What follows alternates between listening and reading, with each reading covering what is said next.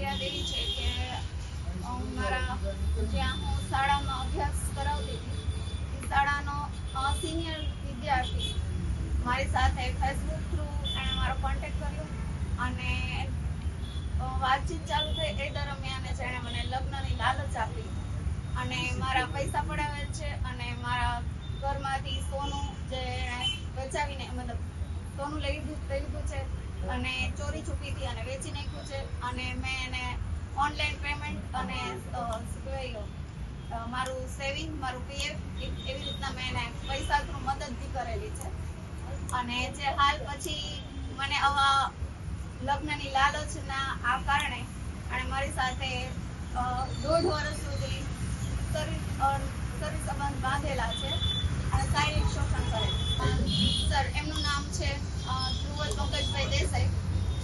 ખાલી અમૂલ પાર્લરનો શોપ છે, અમૂલ પાર્લરની. એકચ્યુઅલી મેં કીધું એમ જ કે મારી શાળામાં ત્યાં સિનિયરમાં સ્ટુડન્ટ હતા, ત્યાં અભ્યાસ કરતા હતા અને એના થકી અમે લોકો ફેસબુક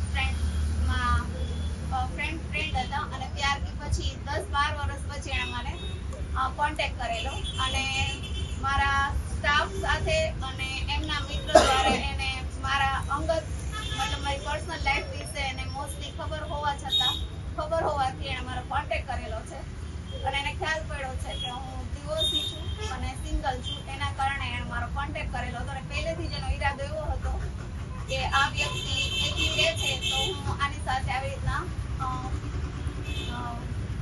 આગળ રિલેશન વધારું. દરમિયાન એમણે મારી સાથે એમના પછી મારું કોન્ટેક્ટ એમના 2024 જૂનથી એમણે મારો કોન્ટેક્ટ કરેલો હતો અને લાસ્ટ 2025 ડિસેમ્બર સુધી. એ ડિસેમ્બર સુધીમાં એમણે નવેમ્બરમાં મને ખબર પડી માર્ચ મહિનામાં જ એમના જ મહિલા મિત્ર સાથે એમણે સગાઈ કરી લીધી હતી અને ત્યારબાદ મને છેલ્લા 10 મહિના સુધી ખબર ના પડવા દીધી અને મને એવું જ કીધું કે હું તમારી જોડે જ મેરેજ કરવા માંગુ છું અને આપણે બહાર ફોરેનમાં આપણે સ્થાયી થવું છે. એટલે એના માટે એણે મને જોબ બી મુકાવડાવી દીધી હતી મારી અને ફોરેન જવાની તૈયારી કરાવડાવી હતી.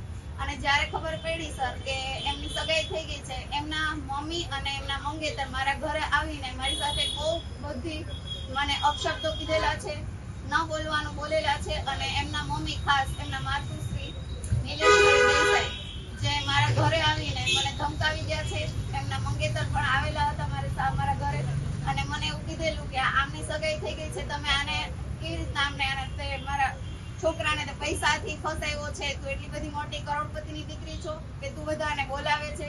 અને સર ન બોલવાના ઘણા બધા શબ્દો બોલેલા છે અને ખાસ કરીને મને એવું કીધેલું છે કે તું મને ઓળખતી નથી. એમના માતાએ તું મને ઓળખતી નથી, હું ગોંડલની ગુંડી છું અને રૈયાણીની દીકરી છું. આવા બધા શબ્દો બોલી અને મને ધાક ધમકી આપેલી. અને એ બાદ ધ્રુવલ દેસાઈએ મને જ્યારે ખબર પડી કે એમને પોતે પકડાઈ ગયો મારા ઘરે, એની મંગેતર એને ફોલો કર્યો એટલે મારા ઘરે જ પકડાઈ ગયો છે. અને સર આ 1.5 વર્ષમાં મારા ઘરે સવાર બપોર સાંજ 3 ટાઈમ મારા ઘરે આવતો અને એઝ અ મને વાઇફની જેમ ટ્રીટ કરેલી છે સર. અને અમે કન્ટિન્યુ આ 1.5 વર્ષમાં બહાર જઈ આવેલા છીએ. ઓલમોસ્ટ ગુજરાતમાં એણે મને 4 ધામની યાત્રા કરાવેલી છે અને થાઈલેન્ડ મે મહિનામાં મને 10 દિવસ થાઈલેન્ડ પણ લઈ ગયો હતો. અને આ બધામાં જ આટલા મહિનામાં એણે મને જરા કહે છે અને ભનક ના લાગવા દીધી કે એની સગાઈ થઈ ગઈ છે માર્ચ મહિનામાં જ. અને પછીથી કન્ટિન્યુ એણે ડિસેમ્બર સુધી મારી સાથે રિલેશન રાખ્યા. અને એ પછી સર મને જ્યારે ખબર પડી કે એમના સગાઈ થઈ ગઈ છે તો મેં એમ કીધું કે તમે આપણું જે કંઈ હવે, અને મને એવું કીધું કે મારા ઘરેથી મને પ્રેશર કરીને મને સગાઈ કરાવી છે. સર, જો પ્રેશર કરીને સગાઈ કરાવી હોય તો એ કાસ્ટ એ લોકો લેવા પટેલ છે, તો પટેલ કાસ્ટમાં જ કરાવેલી હોય એમના પેરેન્ટ્સે, બરાબર. તો હાલ એમના પેરેન્ટ્સે પટેલ કાસ્ટમાં નથી કરાવેલી, એમના જે મંગેતર છે એ સોલંકી છે. તો સર આ જે છે એ વિચારો તમે ખોટું રીતે જ મારી સાથે એને પહેલેથી જ આગળ વધેલા છે. અને એ પછી મને એવું કહે છે કે મારે એમની સાથે સગાઈ તોડી નાખવી છે. તમને તો ખબર છે પટેલમાં ચટ મંગની અને પટ બિહા હોય છે, તો મારે તમારી સાથે જો ખોટું કરવું હોય તો તમારી સાથે કેવી રીતના હું રહી શકું? આ લોકોએ મને ધરારથી મતલબ મારા પેરેન્ટ્સે મને ધરારથી સગાઈ કરાવી છે અને મારે એ સગાઈમાં મતલબ મારી સગાઈ તોડી નાખવી છે અને મેરેજ તમારી સાથે જ કરવા છે અને મારે તમારી સાથે જ બહાર સ્થાયી થવું છે. અને આ કર્યા પછી સર પછી એણે મારા થોડા ટાઈમમાં જ મને બ્લોક કરી દીધી. ફોન મેસેજ કોલના આન્સર નહોતા આપતા. ઈ પછીથી મેં એમને કીધું કે હવે તમારે મને પ્રોપરલી આન્સર કરો થોડા ટાઈમ પછી જ. એટલે મને સર કન્ટિન્યુ મારા ટાઈમમાં એણે મને એવું કીધું કે મારે સગાઈ તોડવી છે, મારે તમારી સાથે જ રહેવું છે. તો મેં કીધું હવે આ કન્ટિન્યુ 1.5-2 મહિના સર થઈ ગયા આ ટાઈમને. પછી મેં પ્રેશર કર્યું કે યા તો તમે મેં કીધું ત્યાં સગાઈ તોડો, યા તો મારી સાથે રિલેશન પૂરા કરો.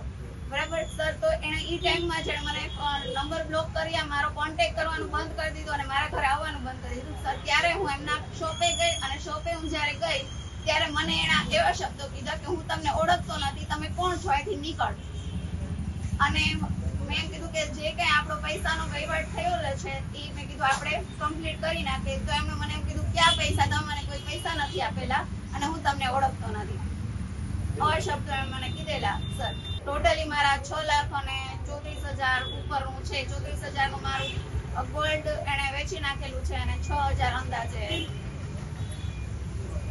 આ 6 લાખ સોરી 6 લાખ રૂપિયા અને 34,000 નું એને મારું ગોલ્ડ વેચાવ્યું. ઓકે.